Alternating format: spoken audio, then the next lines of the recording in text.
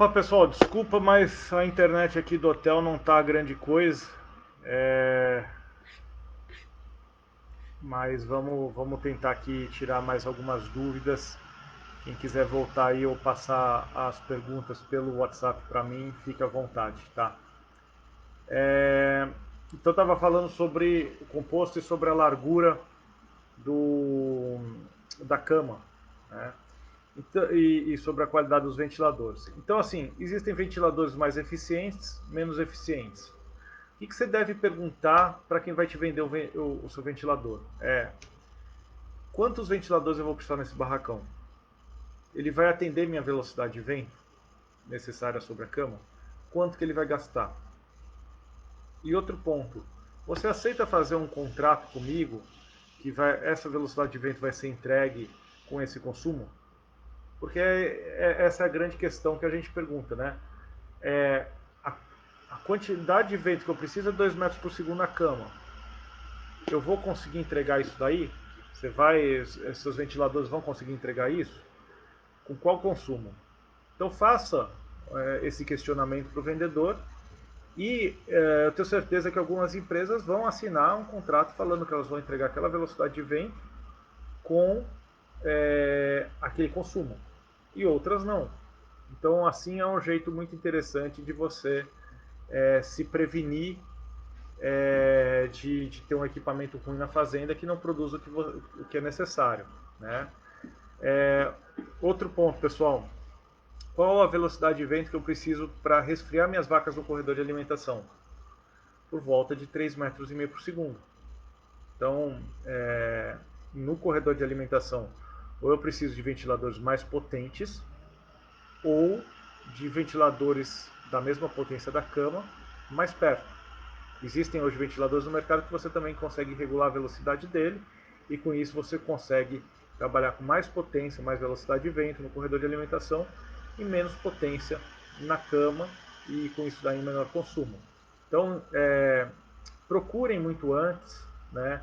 Por isso que eu falo que é necessário um bom projeto para você já saber qual que é o tamanho da sua cama, como que você vai fazer, que equipamento é disponível para isso. Tudo isso para funcionar direito, tá? Então, sempre antes de começar a montar um barracão, você já tem que ter desenhado, cotado e saber o que você vai fazer. Pior coisa é quando você chega num barracão, num composto, o cara gastou dinheiro, ele está todo empolgado que vai dar certo, que vai mudar a vida dele, e no final ele não consegue, ou você fala para ele que tem um monte de coisa errada e vai precisar fazer de novo, e vai custar mais ou vai ser menos eficiente. E conviver com uma estrutura que vai ser menos eficiente durante 20, 30 anos é duro, né? Então focar em fazer bem feito. Deixa eu ver aqui, pessoal. Eu sei que tinha perguntas aqui, as pessoas perderam elas. Deixa eu ver o que mais tem de pergunta aqui. Tá. O pessoal perguntando aqui sobre configuração de barracão. Qual configuração de barracão fazer? Que tipo de barracão? E eles estão perguntando sobre os barracões de 100% composto. A Adriana entrou aqui também, já fez uma pergunta.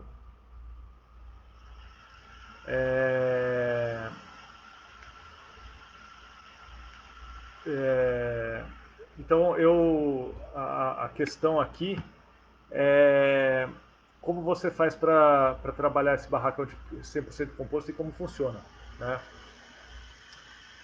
Basicamente esse barracão de 100% composto, ele, aonde as vacas ficam em pé para comer, você não tem concreto, você não tem um corredor ali concretado. Com isso as vacas comem direto em cima do próprio composto. Qual que é a ideia, a premissa básica desse sistema? É você ter 100% do dejeto do seu barracão sólido. Então você não trabalhar com dejeto líquido. Obviamente, na sala de espera, né, você vai trabalhar com dejeto líquido. Não tem como você fazer uma sala de espera sem concreto no piso, ou sem piso de borracha, mas sem um piso impermeável no chão, né? Então, a questão ainda assim a fazenda vai ter alguma coisinha de dejeto líquido, mas a premissa de todo esse barracão é trabalhar com 100% de dejeto, 100% de dejeto sólido. Da onde que vem essa ideia? Essa ideia vem principalmente de Israel, porque Israel tem um problema do que fazer com os dejetos, principalmente dejeto líquido. Uma vez que a maioria das fazendas de leite lá não produz a própria comida. Então eles não têm área de agricultura na fazenda. Eles têm uma área pequena que serve simplesmente para o confinamento dos animais. E as fazendas de agricultura compram dejeto sólido para usar na agricultura. Agora, dejetos líquidos é muito complicado, porque eles têm que pagar para esse dejeto ser retirado da fazenda. Então imagina, custo de tirar o dejeto da fazenda. Aqui a gente não tem esse problema. Aqui a gente pode trabalhar com dejeto líquido. Nossas terras, na imensa maioria do Brasil, ainda precisam de muita matéria orgânica. Então a gente tem muita área para lançar esses dejetos. Então, assim, essa é toda a ideia do barracão de 100% composto. Ter 100% de dejetos sólidos. Qual que é o problema?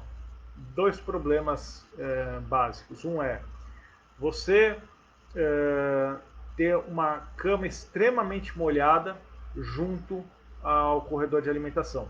Tá? Então, aquela faixa onde a vaca fica em pé para comer, você tem uma cama extremamente úmida, extremamente compactada e que dá muito trabalho manter. Então, o que a gente faz nesses barracões? A gente pega essa cama mais úmida, joga ela para o centro do barracão e traz cama mais seca do centro para a lateral do barracão, tá? Para onde as vacas ficam em pé para comer. Com qual frequência? Uma vez por semana. Então, uma vez por semana a gente passa o escarificador na cama, deixa ela bem solta, e aí depois entra com uma pá carregadeira, ou plana, algum implemento para conseguir deslocar e fazer vamos fazer essa troca de cama lá dentro. E outro problema sério, pessoal, é resfriar as vacas. Resfriar a vaca é imperativo em qualquer lugar do Brasil. Tá? Em qualquer lugar do Brasil que você tiver, você vai ter que resfriar a vaca. Mais tempo ou menos tempo. Na grande maioria do Brasil, o ano inteiro. Na região sul, pelo menos 5 a 6 meses do ano. Né? Diria que no mínimo 6 meses do ano. Mas, se você não tem concreto no corredor de alimentação, não tem como você jogar água em cima da vaca. E aí você não vai conseguir resfriar essa vaca. Então a questão passa a ser, vale a pena eu criar um sistema desse, não ter concreto ali, não ter dejeto líquido e não conseguir resfriar minha vaca? Eu vou falar, resfriar a vaca paga muito mais a conta do que o manejo do esterco líquido. Então, assim, eu, na imensa maioria das vezes, acho que quase 100% das vezes, construo barracões com a pista concretada. Houveram alguns no passado que a gente fez esse sistema e enfrentamos todos esses problemas. Então, hoje, de maneira geral, não indico. Mas é uma questão de qual que o que você quer do sistema. Né? Então, nos barracões 100% composto, a gente também trabalha com uma cama um pouco maior, né, uma quantidade de cama maior por vaca, já que, vou falar, num barracão comum, num barracão tradicional, a gente vai ter por volta de 50% dos dejetos, 40, 50% dos dejetos no corredor de alimentação. Então isso daí vai ser retirado da cama, não vai entrar na compostagem. Num barracão que não tem essa pista concretada, a gente vai ter essa quantidade toda na cama. Então você precisa de mais cama para trabalhar. Tá?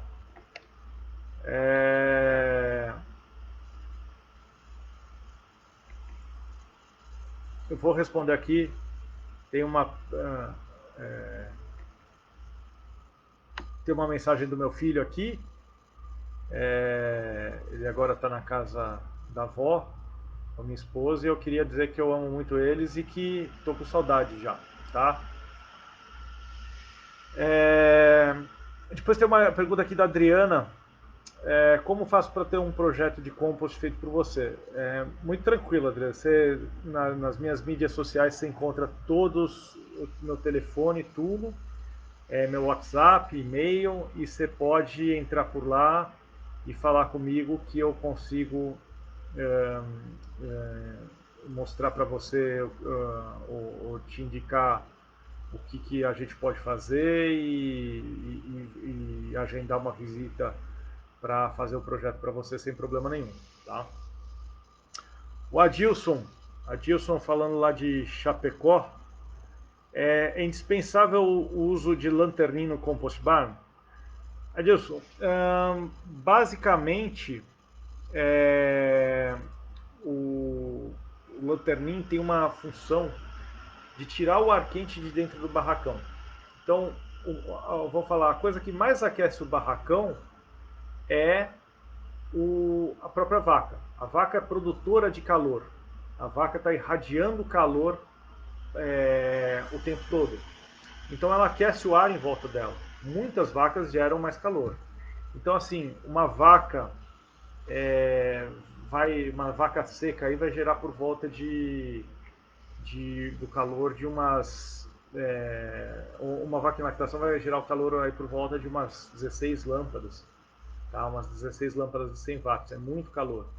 Então, com isso daí, acaba que se você não trocar esse ar do barracão, esse ar acaba aquecendo. E o lanterninho tem por função ajudar a troca de ar. Então você tem a ventilação mecânica, que vai tirar o ar de cima das vacas, né? Quer dizer, vai ter um fluxo de ar em cima das vacas e vai estar trocando esse ar. E o lanterninho ajuda com que o ar quente produzido pela vaca consiga escapar por cima. Então é o que a gente chama de efeito chaminé. Então, a vaca produzindo calor, está produzindo esse ar quente sobe, encosta no telhado e aí ele escoa e sai pelo topo. Então, o que é importante do lanterninho? É você ter inclinação de telhado, para você ter esse efeito chaminé. Se você fizer o telhado muito reto, você não consegue esse escoamento do ar quente para sair, o ar quente fica parado. Por isso que a gente evita usar telhado em arco, a gente tenta fazer mais sempre duas águas, tá? Com uma boa inclinação. E a abertura você ter essa abertura do lanterninho para o ar quente sair, né? Então é importante que tenha, mas o lanterninho não é uma ferramenta de grande ajuda nos dias de altíssima temperatura. Ele é uma boa ferramenta nos dias de temperatura moderada. Por quê? A vaca está irradiando calor, está aquecendo o ar em volta dela. A pele da vaca está 31, 32 graus. Então ela está gerando ar quente a essa temperatura. Se o dia está muito quente, a densidade do ar de dentro do barracão é muito parecida com a do ar externo. Então você não tem diferenças de densidade de massa de ar. E aí você perde parte do efeito do lanterninho. Quando você tem um dia um pouco mais ameno, então vamos dizer 25 graus, 24 graus, o lanterninho está funcionando muito bem. Porque a diferença de temperatura entre a massa de ar produzida pela vaca e a massa de ar externa, a temperatura do ar externo, é muito grande. E aí esse ar acaba saindo mais rápido, né? Ele sobe mais rápido pela lanterninha e você tem uma troca melhor.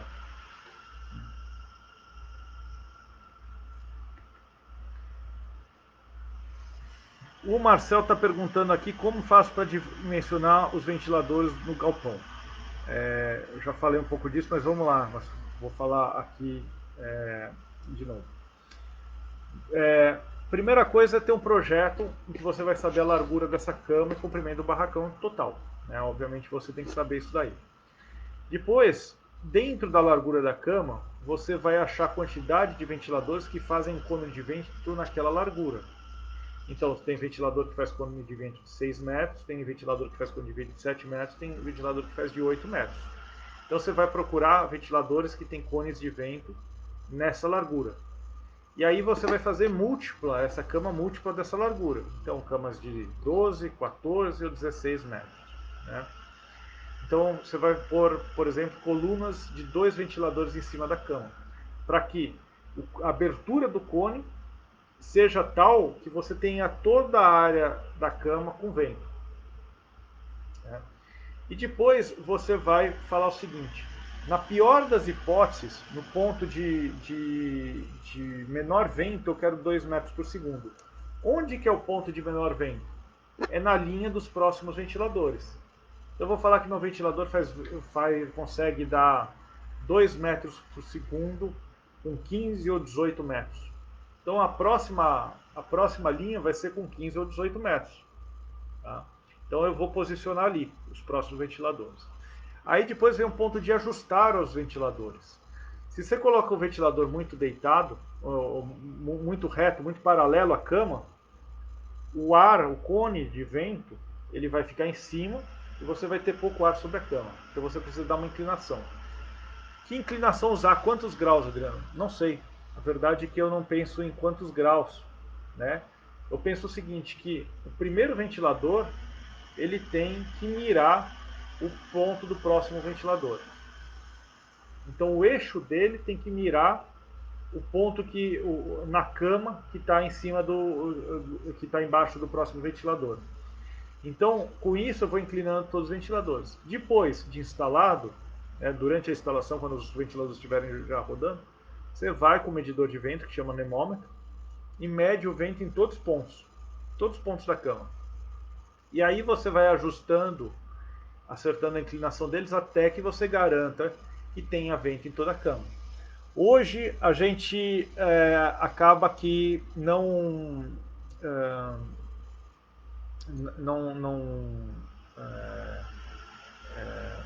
já sabe como os ventiladores funcionam, já sabe como instalar eles e tem conhecimento de praticamente todas as marcas, ou já usei todas as marcas. Então assim, já é um negócio muito estabelecido o que você faz com cada ventilador e qual ventilador serve para que barracão.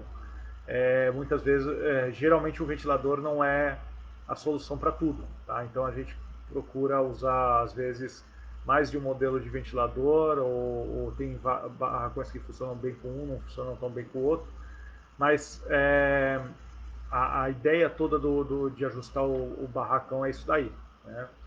E sempre tem retrabalho, sempre tem que mexer um pouquinho a inclinação, sempre tem que ajustar um pouquinho.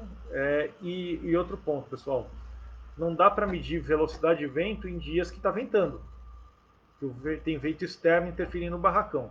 Porque se o vento estiver a favor dos ventiladores, a velocidade vai ser muito alta, se estiver contra, vai ser muito baixa. Né? Tanto que existem já sistemas que detectam a direção e velocidade do vento e desligam os ventiladores quando esse vento não vou falar, não está ajudando os ventiladores, né? Quando ele está criando, você está, entre aspas, gastando energia à toa. Então é um jeito muito inteligente de poupar energia, quem sabe um dos jeitos mais inteligentes de se fazer a gestão dos ventiladores dentro do barracão, né? Então já existiam esses sistemas de biruta eletrônico. Né? Pessoal, pode ir mandando as perguntas aí. Eu vou tentando responder. Deixa eu ver no WhatsApp agora.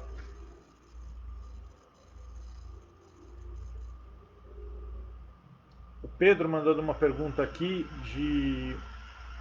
sobre água.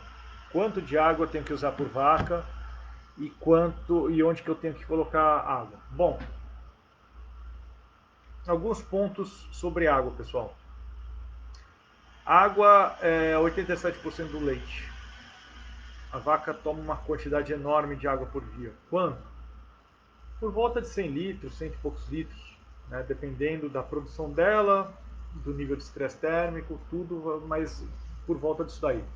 Quando eu faço um projeto, eu calculo por volta de 250 litros de água por vaca por dia, para resfriamento, para a vaca tomar e para ter uma margem de segurança. Né? É importante você ter uma margem de segurança sempre em todos os projetos.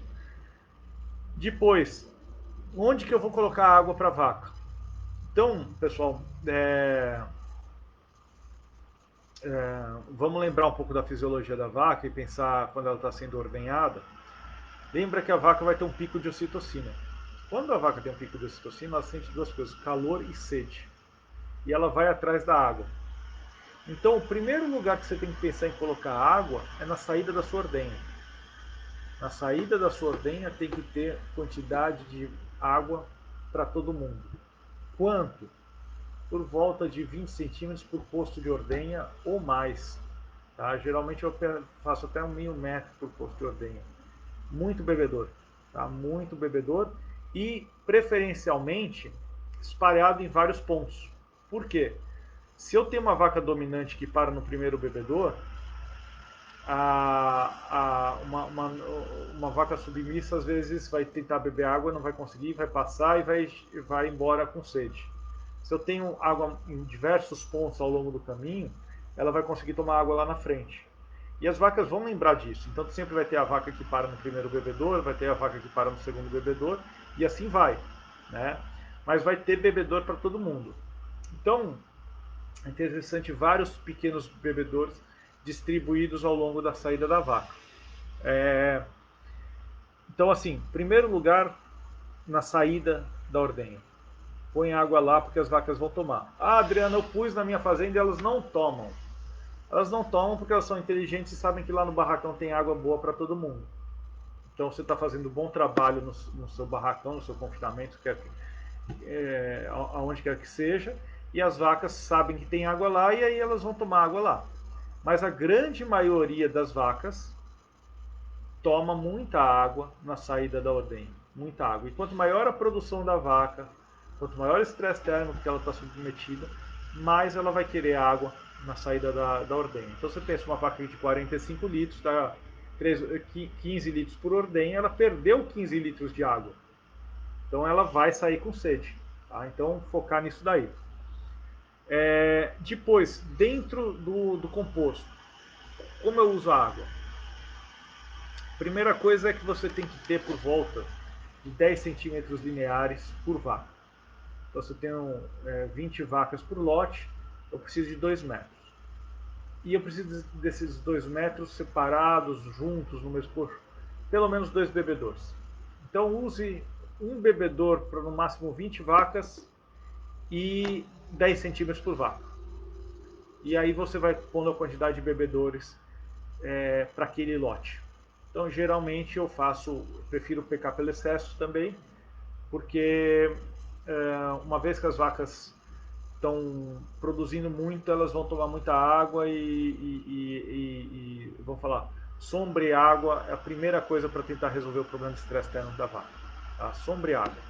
Se não tira dessas duas coisas para a vaca, não adianta você pôr ventilador, aspersor, fazer cross ventilation, túnel de vento, porque você não vai resolver o problema de estresse térmico da vaca. Então, comece pelas coisas simples. Tirar a vaca do sol e dar água para ela. Tá? Depois aí você vai para realmente resfriar a vaca. Mas esses dois pontos são essenciais. Outro ponto que eu acho que é vital, pessoal. A água tem que ter boa qualidade. Tá? Então não adianta dar água ruim para a vaca. E água ruim quer dizer de origem ruim. Então uma água de represa com muita matéria orgânica. E uma água que você acondiciona ela mal. Então uma água que está num bebedor, que tem limo, que tem sujeira. A água que a vaca bebe tem que ser tão boa quanto a água que você bebe. Se você pensa uma vaca que está tomando 100 litros de água por dia, 120 litros de água por dia, e essa água tem uma quantidade grande de bactérias, você está desafiando o sistema imune dessa vaca. Essa vaca está gastando energia para debelar aquela possível infecção, para combater aquelas bactérias que estão lá. Então, se você der uma água de qualidade para a vaca, ela não vai gastar energia tentando se manter saudável e vai levar essa energia para produzir leite, que é o que ela sabe fazer. Então, a água tem que ter qualidade. Para ter qualidade, além da água inicialmente ser boa, né, pouco contaminada, essa água tem que ter uma troca muito rápida. Então a gente não quer bebedouro australiano que cabe 1000 litros lá dentro. A gente quer bebedouros que tem pouco volume, tá? Baixo volume, e que a vazão, a entrada de água nele é muito rápida, muito alta. Então a troca de água é muito rápida, quase que instantânea. Então você tem entrando tanta água ali e é sempre água nova, né? Outro ponto, tem que limpar o bebedor das vacas todo dia, absolutamente todo dia. Não dá para ter limo no bebedor, não dá para ter comida velha. A vaca vai comer com a boca suja. Ela não aprendeu ainda a usar guardanapo. Ela vai comer com a boca suja lá, vai jogar farelo no bebedor, vai deixar um monte de comida lá. Isso daí vai decantar. Aquilo lá fermenta, aquilo lá tem micotoxina, tem uma série de problemas. Você tem que limpar aquilo lá. Então, qual que é o meu processo hoje nos barracões? Eu tenho uma pessoa que é responsável, geralmente, tanto pelo resfriamento, quanto pela manutenção da cama, limpeza de corredores e bebedouros. E essa pessoa, antes de limpar os corredores, ela passa limpando todos os bebedouros, né? Então ela vai jogar aquela água fora, vai primeiro escovar o bebedouro, passar uma bucha, uma escova, aí ela vai virar aquele bebedouro, vai drenar ele, vai tirar aquela água suja, vai soltar aquela água suja, e depois vai para o próximo.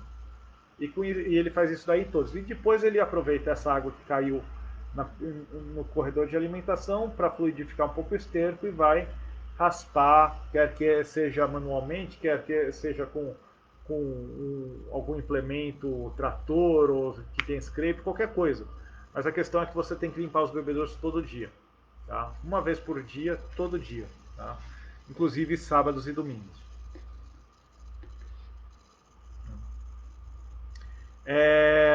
Então, de água é isso daí, pessoal. Focar em ter bebedouros limpos, água limpa em quantidade para todos os animais e evitar que você perca dinheiro deixando sua vaca doente, tá? Não é isso que a gente quer de jeito nenhum. A vaca saudável é bom para todo mundo, é bom para a vaca, é bom para o consumidor final do nosso leite e é bom para a gente também, porque é bom para o nosso bolso, né? Vamos lá, pessoal. Tem uma pergunta aqui do Paulo Isaac. Mandar um abraço para o Paulo Isaac. Paulo tem um túnel, projeto meu lá em Alexânia. Abração aí, parabéns pelos números. O Daniel me mandou aí os números de reprodução, produção. Tá de parabéns. E o Paulo está me perguntando aqui da água da chuva, se pode usar a água da chuva para as vacas beberem. Paulo, é o seguinte,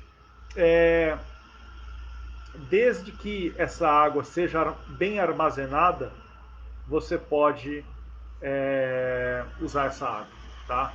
Como é bem armazenada? Quer dizer que essa água não tem contato com matéria orgânica.